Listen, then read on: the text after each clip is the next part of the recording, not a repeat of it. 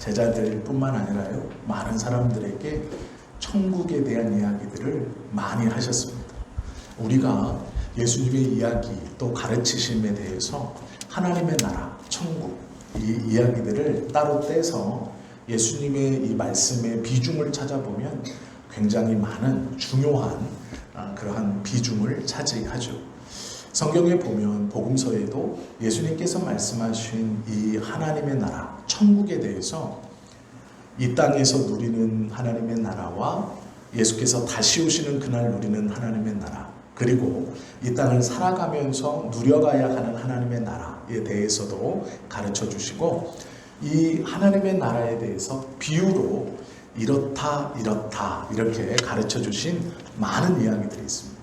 오늘 그 많은 이야기들 중에 짧지만 우리가 잘 알고 또 많이 들었던 겨자씨 비유에 대해서 예수님께서 이 비유로 천국은 이렇다라고 말씀해 주시죠. 하나님의 나라는 우리 모두가 사모하고 있죠. 그리고 그 나라에 모두 다 우리가 함께 들어갈 것입니다. 이 천국을 사는 삶은 천국을 소망하며 예수님이 오시는 그날, 즉 우리의 육신의 생명이 먼저 이 땅에서 거두어 불러가시는 그 날 이후이든지, 아니면 예수님께서 도적과 같이 이 땅에 오시는 임하시는 그 날이든지 우리는 하나님의 나라, 천국을 소망하며 기다리고 살아가죠. 또 성경은 우리가 죽어서만 가는 그 하나님의 나라를 말하는 것뿐 아니라 이 땅을 살면서 누리며 살아가고 또 맛볼 수 있는 하나님의 나라에 대해서 말씀하고 있습니다. 오늘 이 겨자씨의 본문은 이 땅을 살면서 우리가 품고 있는 하나님의 나라, 즉 우리가 이 천국을 품고 있다면 어떠한 삶으로 살아가야 하는가, 어떠한 삶의 모습이 드러나는가, 그것에 대해서 짧지만 분명하게 이야기해 주시는 것이죠. 겨자씨라는 것은 이스라엘의 농부들이 씨를 심고 키웠던 것인데요. 특별히 우리가 농부라고 할 때 우리는 논이나 밭에 나가서 식물을 키우는 사람들, 보리를 키우든 벼를 키우든 배추를 키우든 무를 키우든 이렇게 땅을 통해서 뭔가를 생산해내고 그걸로 먹고 사는 사람을 농부라고 부릅니다. 그런데 성경에서의 농부라고 할 때는 개념이 조금 여러 개념이 있습니다. 특별히 겨자씨 비유에서의 농부는 우리가 생각하는 농부가 아니고요, 정원사를 의미합니다. 이 부잣집에 물이 귀한 이 이스라엘에서 이 겨자 나무는 아무나 심는 것이 아니고요, 정원사들이 큰 부잣집에 심는 나무가 이 겨자 나무입니다. 그래서 우리가 생각하듯이 그냥 농부가 밭에다가 씨 뿌리듯이 막 이렇게 씨 뿌려서 보리나 벼 추수하듯이 잘 키워서 이렇게 겨자나무를 심고 이런 것이 아닙니다. 의도를 가지고 이 정원에서 이곳에 겨자나무가 있어야겠다. 특별히 겨자나무는 정원사가 심는 씨 중에 제일 작은 씨지만 정말로 많이 자라면 6m의 높이, 그리고 평범한 아무런 실력 없이 그냥 내두어도 1.5m에서 2m까지 자라는 그러한 나무입니다. 정말 작은 씨를 정원 가운데 심고 이것을 잘 키우면 6m까지 자라고, 그냥 실력 없는 정원사가 대충 키워도 1.5m, 2m까지는 자라죠. 그러니까 아마 평균적으로 제가 서 있는 제 정도의 키 170 조금 왔다 갔다 아마 이것이 평균이 될 것 같습니다. 이 정도로 자라는 게 겨자씨입니다. 왜 이렇게 비유하시냐면 겨자씨는 농부들 중에서도 정원을 가꿀 수 있는 이 정원사를 농부라고 지칭하시고, 이 정원사가 정말 작은 겨자씨를 땅에 심고 그 겨자씨가 1.5m에서 2m, 크게는 6m까지 자라면 그 뒤에는 그 작은 겨자씨에 새들이 드리고 쉴 수 있다, 이렇게 말씀하시는 것이죠. 천국을 말하는데 그 작은 겨자씨가 이렇게 커져서 새들이 깃들어 쉰다. 왜 이렇게 말씀하셨을까요?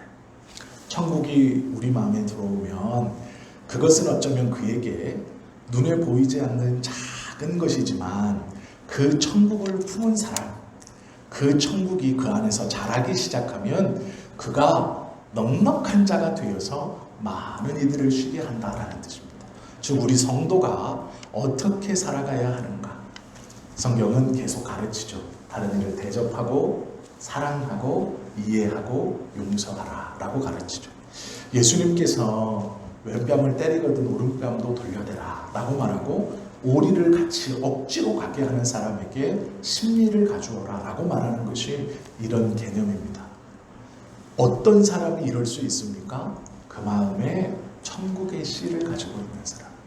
가지고 있는 것뿐 아니라 그것이 자라서 넓은 그늘을 드리우고 그 쨍쨍한 태양볕을 막아주고 새들도 쉬고 그 그늘 아래 많은 사람들이 힘을 얻게 쉴 수 있는 그런 넉넉함으로 자란 사람, 그들이 천국을 소유한 성도들, 즉 우리들의 삶이다. 이렇게 설명해 주시는 것이죠. 천국은 그와 같다라고 말하죠. 여기서 말하는 천국은 죽어서 가는 천국이 아니라 이 땅에서 내가 베풀며 살아가야 하는 그 천국을 가지고 있는 사람들의 삶의 모습이고 그 천국을 가지고 있는 사람들을 통해서 다른 이들이 누리는 평안과 안식을 말하는 것입니다. 그러므로 우리가 한 사람 한 사람이 이 천국을 소망한다면 나 혼자 잘 먹고 잘 입고 너는 어떻게 되든 나는 천국 갈 수 있지 그런 게 아니라 내 안에 이 천국의 소망이 있으므로 저도 내 안에서 넉넉히 쉴 수 있고 내가 작은 것이든 큰 것이든 넉넉히 베풀 수 있고 이해할 수 있고 그래서 저도 그 그늘 아래 쉴 수 있는 사람이 된다라고 우리에게 가르쳐 주시는 것이죠. 제자들에게 이렇게 말씀하시고 예수님도 그 뒤로 많은 가르침들을 주신 것이죠. 또 하나의 비유가 있습니다. 누룩의 비유이죠. 정말 작은 것이 큰 나무로 자라 많은 것들을 쉬게 하고 그에게 그늘을 제공하고 새들도 그 안에 깃들어 평안한 보금자리를 지을 수 있다. 그것이 천국을 소망한 너희들의 삶이다. 이렇게 가르쳐 주시고 두 번째 또 말씀해 주시는 것이 누룩입니다. 저는 어렸을 때 이 누룩을 직접 보았습니다. 누룩을 본 건 아니지만 누룩과 똑같은 역할을 하는 이스트라는 것을 봤죠. 빨간색 대야에다가 저희 고모님이 밀가루와 물을 막 반죽을 합니다. 그리고 나서 슈퍼에서 사온 이스트를 손에 이렇게 해서 골고루 뿌려놓고 다시 또 막 반죽합니다. 그리고 아랫목에다가 이불을 탁 덮어놓고 그 비닐로 김장 비닐로 한번 싹 덮은 다음에 이불로 탁 덮어놓고 하루나 하루 반나절을 두면 이게 봉봉봉봉봉봉 부풀어 오릅니다. 아마 다 보셨겠죠? 그리고 직접 해보셨을 겁니다. 저는 눈으로 봤기 때문에 이렇게 설명드릴 수 있어요. 그 이스트가 누룩이죠. 부풀게 하는 것. 그런데요, 예수님의 비유가 조금 그 사람들이 듣기엔 좀 이상합니다. 왜 그러냐면 누룩이라는 것이 이 시대에도 있었습니다. 그런데 문제가 예수님의 비유가 우리가 생각하는 일반적인 비유가 아닙니다. 왜 그러냐면 위에 겨자씨 비유가 무엇인지 잘 모르겠다. 왜 예수님이 겨자씨 비유를 했을까? 그리고 목사는 왜 이거를 큰 나무로 자라서 정말 작은 씨가 1.5m에서 2m, 크게는 6m로 자라서 그늘을 제공. 왜 이렇게 해석할까? 그것을 뒷받침하는 게 이 누룩 비유 때문입니다. 왜 그러냐면 예수님은 이렇게 비유하시죠. 32절 보십시오. 이는 모든 씨보다 작은 것이로되 자란 후에는 풀보다 커서 나무가 되매 공중의 새들이 와서 그 가지에 깃든다. 또 33절입니다. 비유로 말씀하시되 천국은 마치 여자가 가루 서말 속에 갖다 넣어 전부 부풀게 한 누룩과 같으리라. 중요한 단어가 가루 서말입니다. 가루 서말이 어느 정도의 양이냐면요, 50kg를 가로 서말이라고 합니다. 그러면 생각해 보십시오. 50kg를 반죽할 일이 있습니까? 이 50kg가 반죽되어 떡이 되면 150명이 먹습니다. 누룩을 비유하시면서 뭐라고 말하냐면 한 여자가 가루 서말에 누룩을 넣어서 전부 부풀게 해요. 150명을 먹이는 양으로 부푸는 것이 이 가루 서말입니다. 50kg.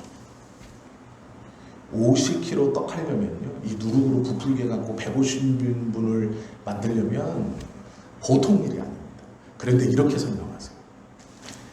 너희가 먹어 정말 조금의 누룩으로 가루를 부풀려 너희 식구들이 잘 먹어, 이런 말이 아닙니다. 150명은 마을 잔치를 뜻하는 것이죠. 천국이 어떤 것이냐, 정말 작은 누룩이 가루 서말 50kg을 부풀게 하고 그 50kg으로 150명이 먹을 수 있는 것이 누룩 천국이다, 이렇게 말해요. 위의 말씀과 똑같이 해석될 수 있는 말이죠. 그러기에 이 당시의 제자들은 이 말을 듣고 예수님의 의도를 분명하게 눈치챌 수 있었습니다.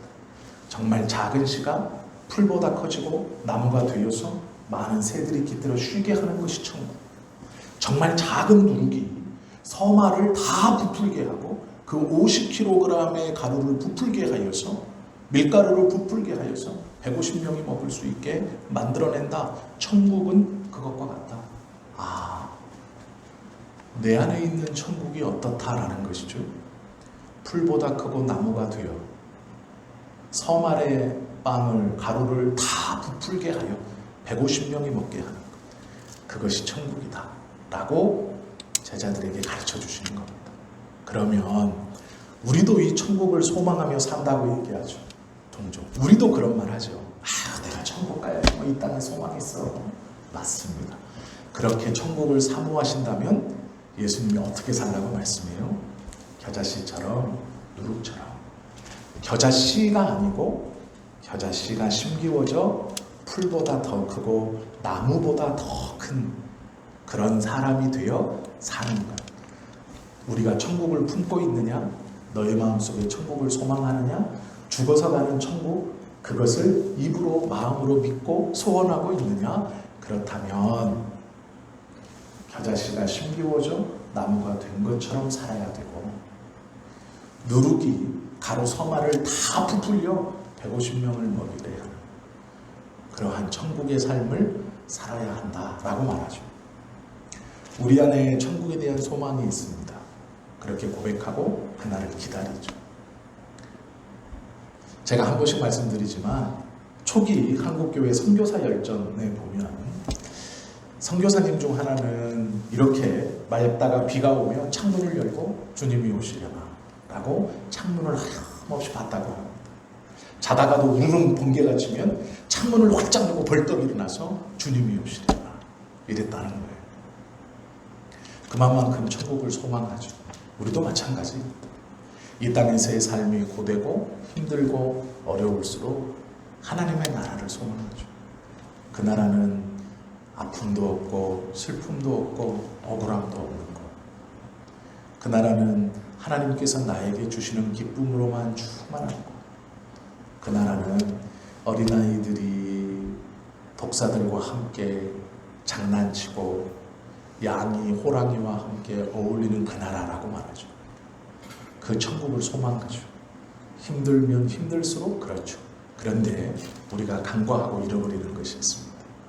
천국을 소망한 사람들은 천국을 가지고 있는 사람처럼 살아야 됩니다.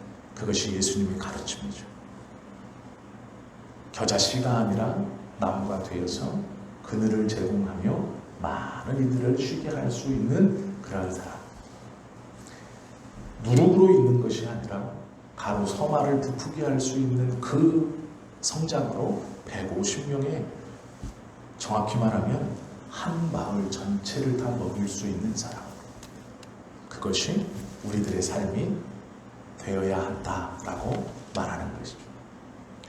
우리는 천국을 소망하고 있습니다. 그러면 어떻게 말하고 어떻게 생각하고 어떻게 살아가야 합니까? 예수님의 말씀처럼 살아가야 하죠. 나의 가족들, 이웃들, 믿음의 형제들, 친구들을 바라보면서 나를 통하여 내가 저들의 그늘이 될 수 있고, 말 한마디라도, 얼굴 표정 하나라도, 몸짓 하나라도, 또한 가루서마를 부풀려 150명을 먹게 하는 그 영향력, 그 작은 배품, 어쩌면 비교해서 작은 것이지만 그 넉넉함을 통해서 내가 천국을 붙들고 누리고 내 안에 천국이 자라가고 그들도 천국을 가지고 있는 사람들의 은혜를 누리게 하라라는 것이죠. 그렇게 살라고 예수님께서 천국에 대한 비유를 똑같이 하십니다. 겨자씨의 비유나 누룩의 비유나 부푸는 게 문제가 아니고 그렇게 성장해서 뭘 하냐라는 것이죠.